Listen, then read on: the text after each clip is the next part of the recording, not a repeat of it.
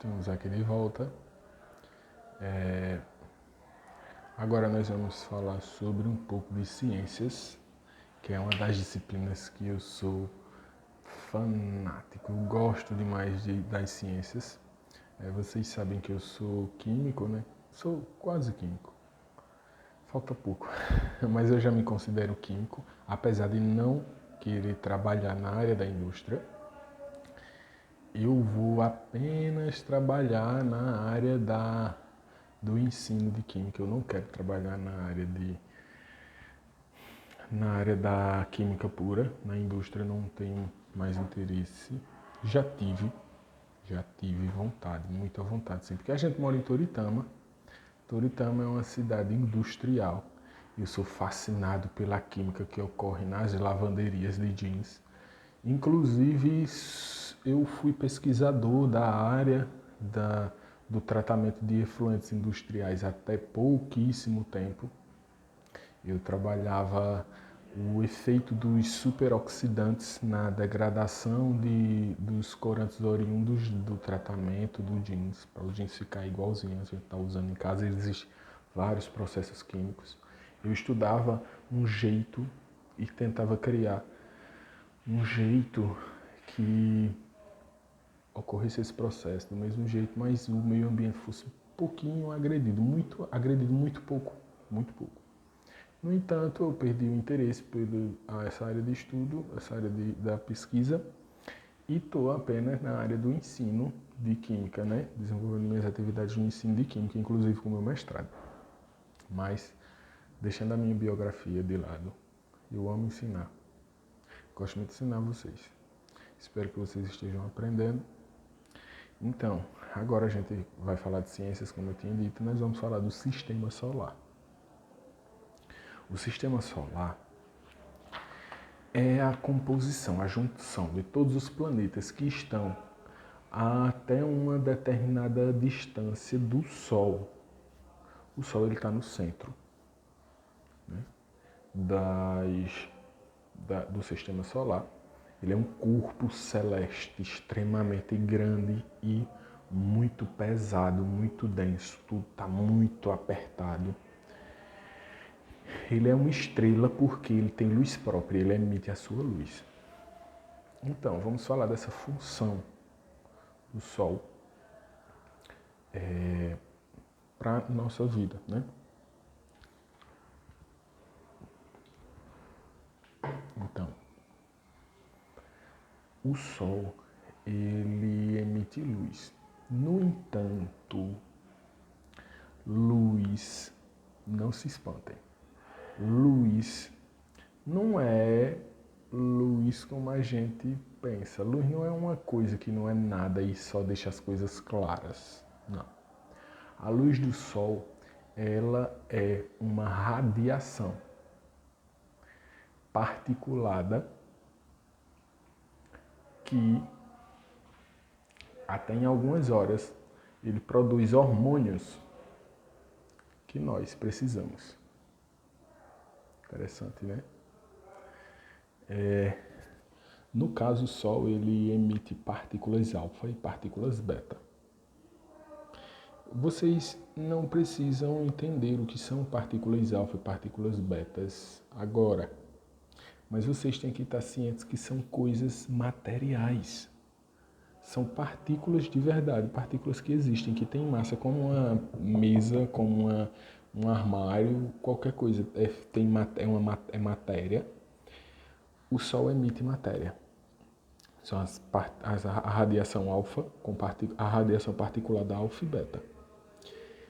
Nós, para termos a estrutura que temos, os animais, o nosso planeta, ele precisa receber essa radiação numa certa medida. Porque se nós recebermos demais partículas alfa e partículas beta, nós vamos desenvolver doenças extremamente graves, como por exemplo é o câncer de pele. Câncer de pele é uma doença que é desencadeada pelo excesso de exposição à radiação particulada, alfa e beta, e a não particulada, que é a gama. Professor, então a gente não deve receber sol de jeito nenhum? Não, a gente tem que receber um pouquinho. Mas se a gente receber demais, a gente fica doente. Por exemplo, a Terra tem uma proteção. Tem uma camada de gases que protegem a Terra da quantidade de radiação excessiva que o Sol manda. Essa proteção a gente não enxerga, mas ela está lá no alto, lá em cima. Ela é chamada de camada de ozônio. O ozônio é uma molécula. O que é molécula? A molécula é um corpo que não dá para ver com os olhos, nem com microscópio, nem com nenhum instrumento. Dá para a gente representar com alguns equipamentos representam aquilo ali, mas ver mesmo, não dá para ver de tão pequeno que é. É um conjuntozinho de átomos que é triangular em cada ponta. Existe um aqui e um aqui em cima. São 3 átomos de oxigênio que eles, através de um processo de ressonância, que é umas características científicas extremamente bonitas para a gente estudar, que eu tenho fé que alguém de vocês vai ser químico e eu também vai gostar dessas coisas que eu estudo. Através desses processos de ressonância, eles vão conseguir. Aqui está protegendo, aí vem aqui a radiação. Aí o ozônio vai e faz com que essa radiação volte. O problema é que o homem produz diversos poluentes químicos que destroem essa camada de ozônio. Triste, né? Mas é a verdade. O que mais agredia a camada de ozônio? Imaginem, era os desodorantes aerosóis. Desodorante que a gente faz, bota lá na axila, o pai de vocês, a mãe de vocês coloca na axila para não ficar fedendo, para não ficar com mau cheiro na axila, ou que a axila mesmo está simplesmente debaixo do braço. Não tem aquilo. Até pouco tempo eles usavam um tipo de gás para ele fazer aquele que era chamado de gás clorofluorcarbono, que é o CFC. Esse gás, quando a gente ele subia, vai subindo, até chegar na camada de ozônio. Lá na camada de ozônio ele cria um buraco, ele faz um buraco, ele derrete essa camada. Não derretia o sovaco ou a axila da gente, mas a camada de ozônio ele derretia e abriu um buraco. O que é que acontece? Por muitos anos, esse processo foi feito, tudo, até se descobrir que o CFC fazia esse mal desse jeito, para parar e substituir ele por outro.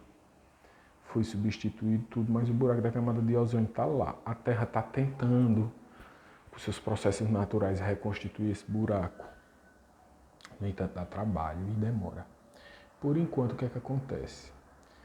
Nesses lugares que tem um buraco, a radiação do Sol entra diretamente, facinho de boinha, deixando a necessidade da gente usar protetores solares para a gente se proteger dessa radiação e não ficar doente com câncer de pele.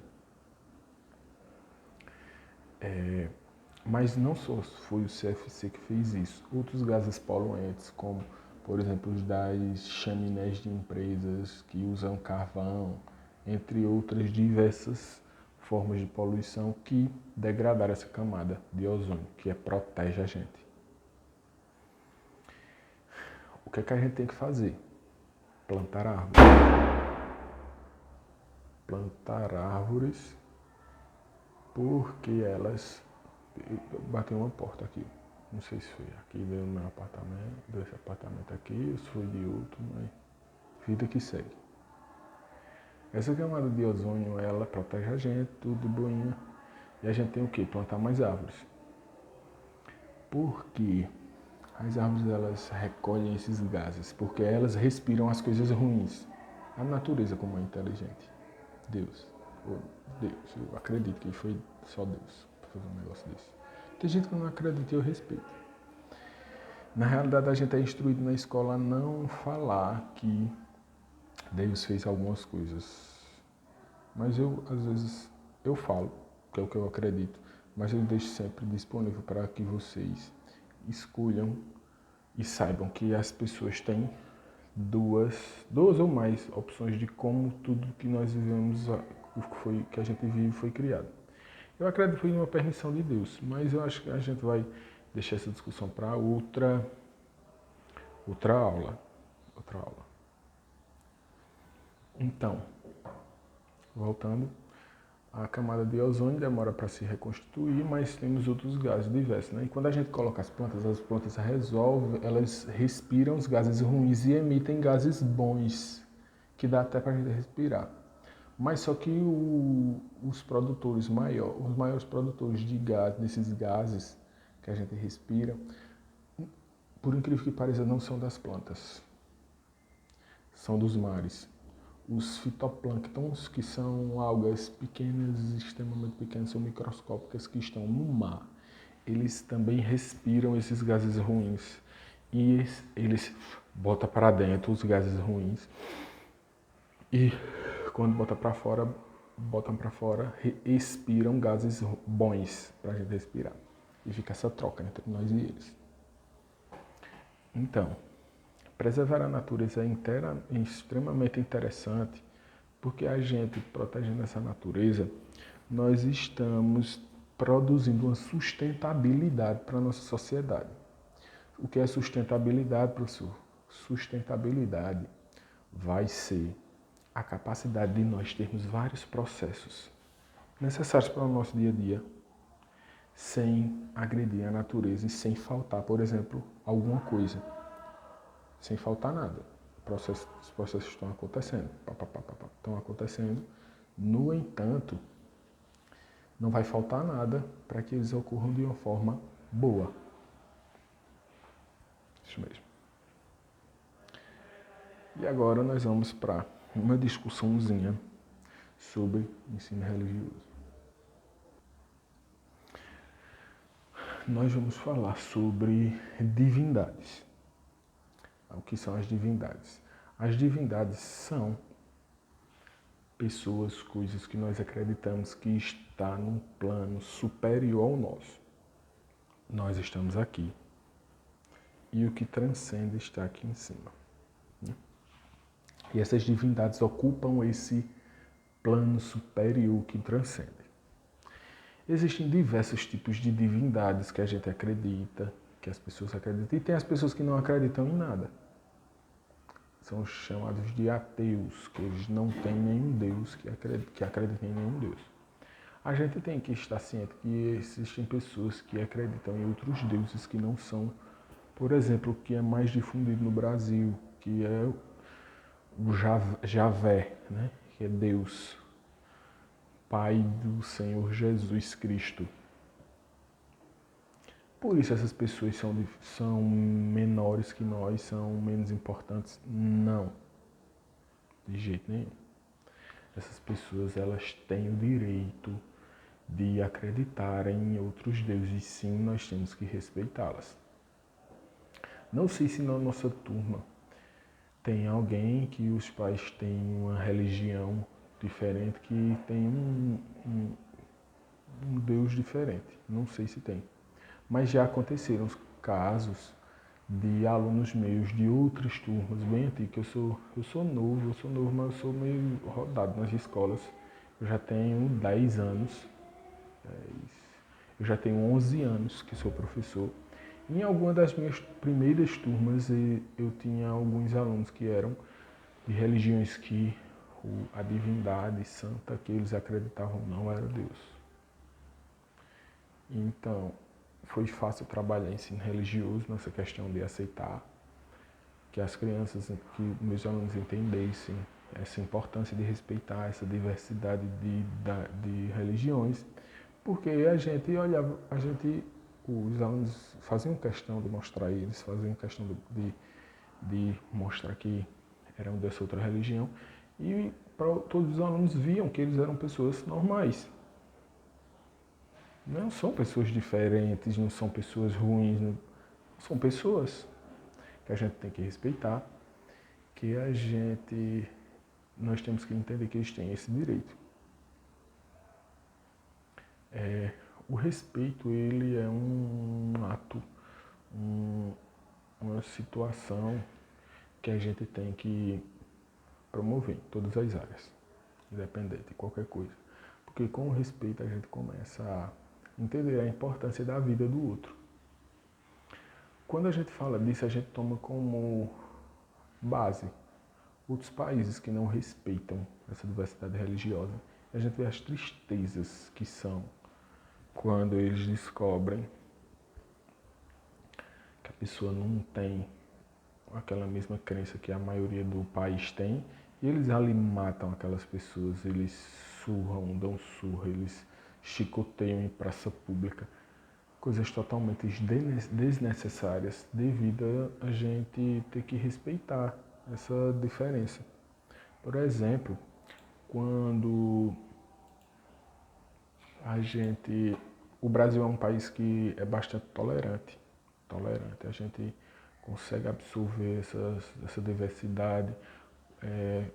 No entanto, existem outros países que não. Por exemplo, os países mais ortodoxos,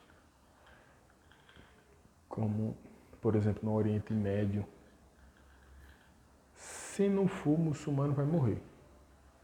Existem países que se você não for, você vai morrer. E por incrível que pareça, existem pessoas ainda que, de lá, né, os nativos, que acreditam, que são cristãos. Como é que faz? Eles pegam uma Bíblia, rasgam em pedaços, uma folha, por exemplo, um capítulo da Bíblia, rasgam em pedaços, cada um leva o seu pedacinho de casa, aí se reúnem numa casa, cada um com um pedacinho da Bíblia no bolso, aí vai lá no banheiro, lê um trecho, aí quem trouxe aquele pedaço deixa lá para o outro ir lá, ler, o outro vai, um sai, outro entra, porque se entrar uma pessoa dentro de casa que não tenha a mesma crença e diga a qualquer outra pessoa do lado de fora que eles estão lendo uma Bíblia, eles vão ser todos mortos. É complicado a questão da intolerância. Isso é intolerância religiosa. Então a gente luta como professores e defensores da humanidade que isso não aconteça, porque a gente tem que ter a liberdade de crer e acreditar no que quiser. Contanto que a gente não machuque, atrapalhe a vida de ninguém. Né? E agora nós vamos para a aula de educação física. Nós iremos falar hoje, conhecendo um pouquinho sobre uma luta, né? Que é bastante conhecida, eu acho que, não sei se alguns de vocês já praticaram, que é o judô. Na educação física, o judô é uma prática marcial, que é uma luta que é bastante interessante, né?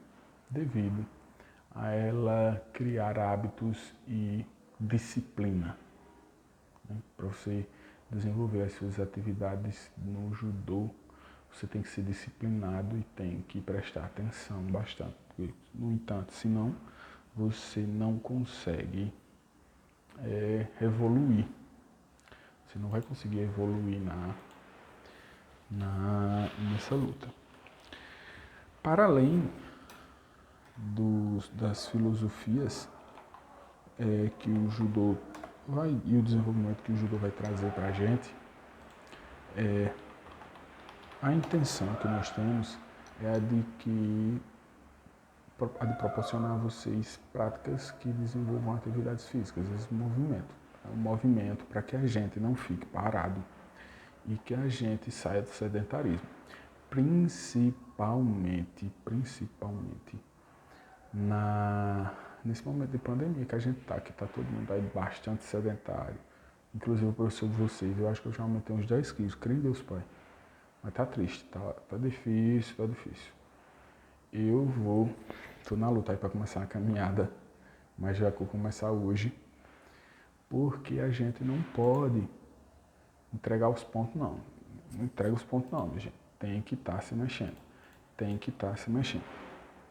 No caso, o judô, ele traz